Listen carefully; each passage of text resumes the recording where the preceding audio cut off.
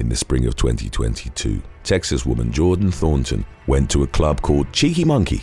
During her trip to Midigama, Sri Lanka, she and a friend were sitting at the bar when they were approached by another group who demanded they move. Nikolaj Omby Ibsen, a social media influencer from Denmark, and his girlfriend, Lena Marie Schack, were identified by Thornton in a social media post as being part of the group. Thornton and her friend refused to move, telling the others that there were more open seats nearby. The group began pushing and verbally harassing them, at which point Thornton pulled out her phone to record the altercation. As seen in the clip, Schack knocked the device out of Thornton's hand and then reportedly punched her. Thornton pushed the woman away and moved to return to her seat. Her cell phone continued recording after it dropped, and seconds later, a shattering sound was heard. Ibsen had picked up an empty glass and, while standing roughly a meter from Thornton, launched it full force at her face. The young woman remembered that he wound his arm back and threw it like it was a baseball before quickly fleeing the scene. The glass shattered on impact and Thornton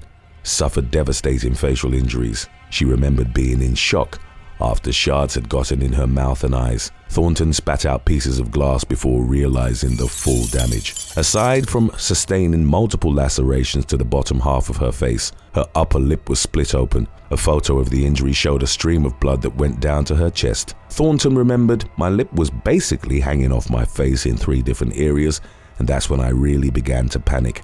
I had to go to 3 different hospitals over the span of 3 hours. The clinics had reportedly refused to treat her due to the severity of her injuries, but she eventually found a hospital in the city of Gala. She underwent 3 hours of surgery and received stitches to 4 areas of her face." Thornton returned to the US and recovered following months of rehabilitation. An arrest warrant was put out for Ibsen, but by the late summer of 2022, he remained at large. Sri Lankan authorities suspected that he'd returned to Denmark or traveled to the UK, and Thornton feared that interest in her case had been lost. In a social media post, Ibsen claimed that neither he nor his friends were responsible for disfiguring the young woman.